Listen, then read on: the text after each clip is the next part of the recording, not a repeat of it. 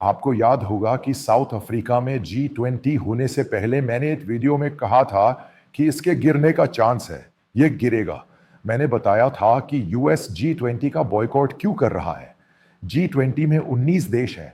इनमें से 12 head of state है, यानी देश के प्रेसिडेंट और प्राइम मिनिस्टर ने हिस्सा लिया, बाकी ने हिस्सा नहीं लिया। इस घटना का क्या मतलब है? यूएस ने इसका बॉयकॉट किया। मैं ये इसलिए नहीं कह रहा कि मैं अमेरिका का दीवाना हूं। उस देश की ताकत इकोनॉमिक पावर है, मिलिट्री पावर है। दुनिया में कई ऐसे देश हैं जो सिर्फ उन देशों और अमेरिका की बातों को सुनकर चलते हैं, खासकर यूरोपियन देश। G20 इकोनॉमिकली पावरफुल देशों का ग्रुप है। पिछली बार यह ब्राजील के रियो डी जनेरियो में हुआ था। जो बाइडेन आए थे, उसके बाद यूएस प्रेसिडेंट बने ट्रंप साउथ अफ्रीका आए थे। मैंने बताया था कि यूएस इसका बॉयकॉट क्यों कर रहा है। साउथ अफ्रीका इजराइल का बॉयकॉट इसलिए कर रहा है क्योंकि साउथ अफ्रीका ने इंटरनेशनल कोर्ट ऑफ जस्टिस में इजराइल के खिलाफ शिकायत की थी और इजरायली प्राइम मिनिस्टर के खिलाफ अरेस्ट वारंट जारी किया गया था। ऐसा इसलिए हो रहा है क्योंकि अमेरिका ने सच में वो देने से बचने की कोशिश की जो उसके पास था। अमेरिका ने उसके नाम पर इंटरनेशनल कोर्ट ऑफ जस्टिस पर सैंक्शन पास किए। इंटरनेशनल कोर्ट ऑफ जस्टिस गायब हो गया है। यही मैं अक्सर कहता हूं, ऐसा क्यों कहा जाता है कि अमेरिका एक पावरफुल देश है, अमेरिका हिस्सा नहीं लेता, और इसी तरह उसके फ्रेंडली देश है, कई देश है जिनके कई लोग वहां नहीं गए क्योंकि अमेरिका से डर गया था।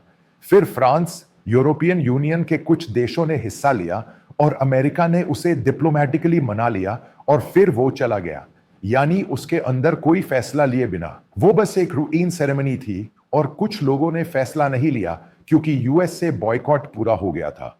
ये वो पावरफुल देश है जिसके बारे में मैंने कहा था कि वो सफल नहीं हुआ। इसीलिए मैं कह रहा हूं कि वो सफल नहीं होगा। हम एक और घटना लेता हूं। अब इंडिया में मीडिया और मलयालम मीडिया ब्रिक्स के बारे में कुछ कह रहे हैं। मैं इसे बहुत सटीक रूप से कह सकता हूं। 3-4 साल बाद इंडिया खुद ही ब्रिक्स से हट जाएगा, या अगली बार इंडिया हट जाएगा। चलो चीन को गेम बताते हैं।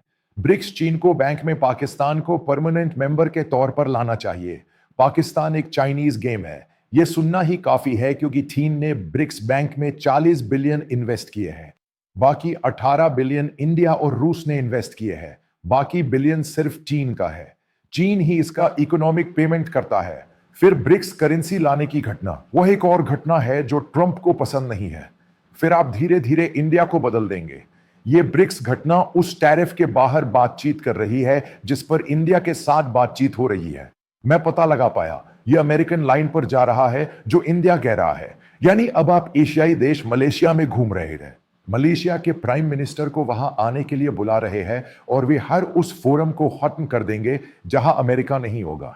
ये उनका प्लान है क्योंकि ये बड़ा आदमी यही कह रहा है, वही फैसला करता है। आपको उसके साथ रहना चाहिए। ये पॉलिसी है। ये इंडिया के लिए नहीं बल्कि एक देश के लिए है। यह कुछ लोग इसलिए कह रहे हैं क्योंकि उन्हें अमेरिका की जियोपॉलिटिकल अहमियत का पता नहीं है।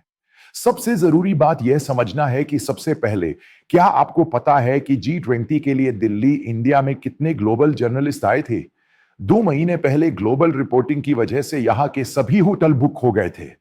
American president, French president, German Canadian, वे सभी इसलिए आ रहे हैं क्योंकि सबसे जरूरी अमेरिकन प्रेसिडेंट आ रहे हैं। ग्लोबल जर्नलिस्ट का एक बड़ा ग्रुप दिल्ली आ रहा है, तो दिल्ली के बारे में रिपोर्ट करें। प्राइम मिनिस्टर मोदी के बारे में बात करें तो इंडिया के पास एक पोटेंशियल इकोनॉमी है जो बहुत अच्छी है और ग्लोबल लेवल पर बड़ी है। अब देखिए, आपने कहा दिखाया कि G20 2025 में साउथ अफ्रीका में होगा।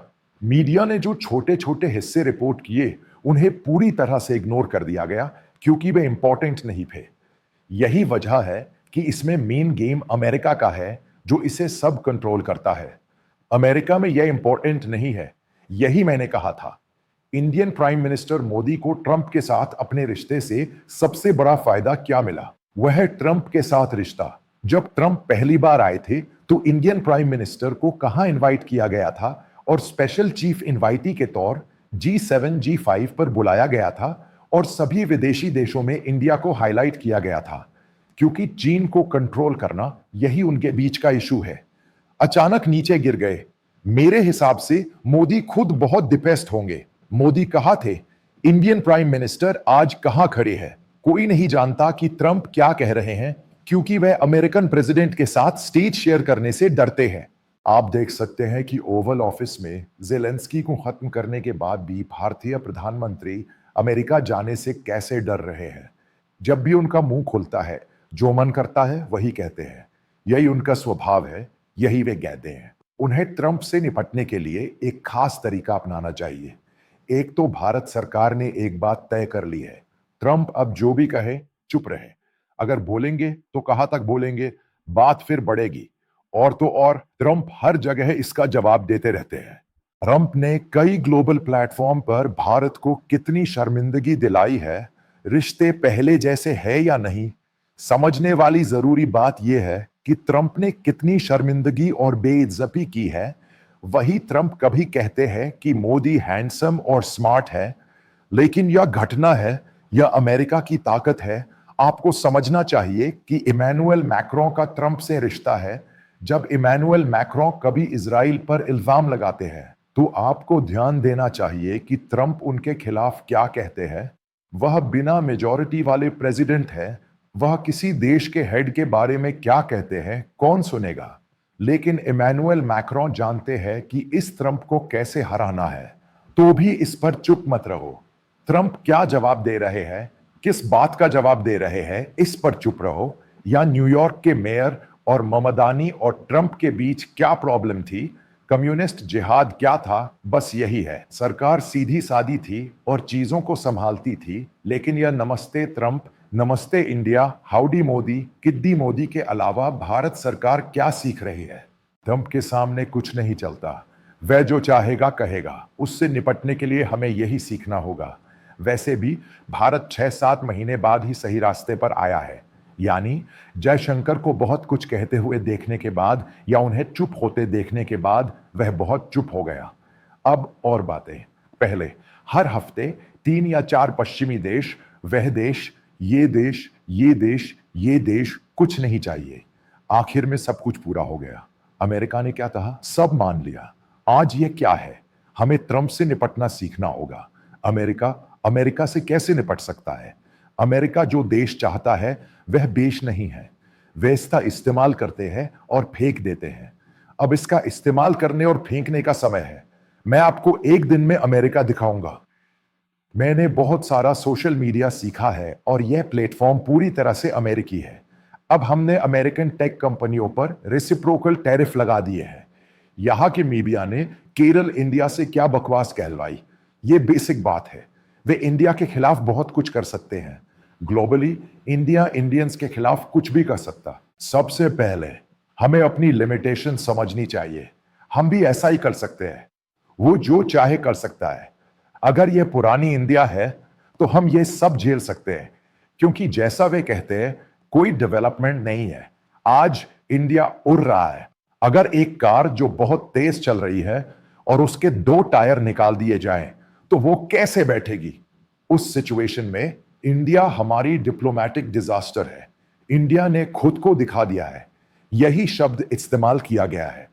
पॉलिटिकली हम यहां सफल हैं, लेकिन इंडिया में हम एक इंटरनेशनल डिजास्टर हैं। इसीलिए मोदी खुद समझते हैं कि यह एक गलती थी। इसीलिए उन्होंने पूरा प्लान और पूरी चीज बदलने का फैसला किया। वो कुछ भी कहे, वो नहीं जाएंगे। किसी ना किसी तरह वो अमेरिका से उलझ जाएंगे। वो प्रेसिडेंट ट्रंप को इंडिया लाएंगे। मोदी के एजेंडा के नाम पर ही इंडिया गवर्नमेंट ने उन्हें जनवरी या फरवरी में लाने के लिए एक टास्क टीम बनाई है। किसी तरह उन्हें वहां लाया जा सकता है। प्रॉब्लम पर बात करके और उनका सामना करके उन्हें सुलझाया जा सकता है। लेकिन मोदी कुछ भी कहे, वह ट्रंप की नहीं सुनेंगे, क्योंकि कोई भरोसा और विश्वास नहीं है।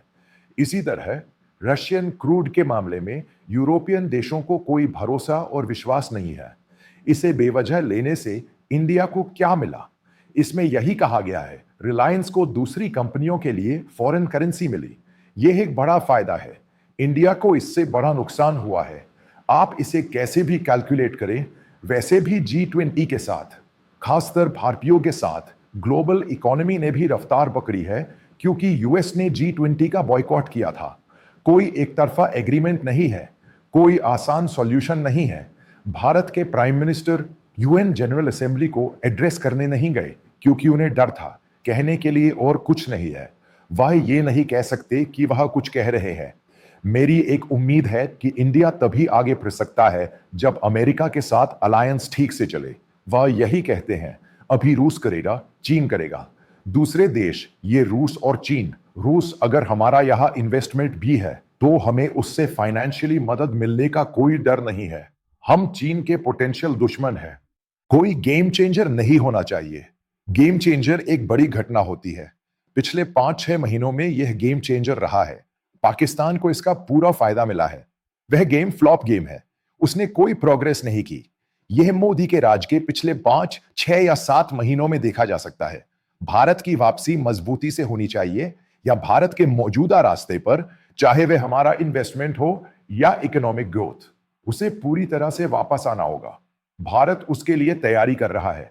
वैसे तो हम कई रिपोर्ट्स को अलग अलग तरह से देखते हैं, लेकिन जब हमने भारत सरकार से जुड़े कुछ सीनियर अधिकारियों से बात की तो भारत वापसी के लिए संघर्ष कर रहा है। मोदी और उनकी टीम इसका एक सिरा आगे बढ़ने और सफल होने की तैयारी भी है।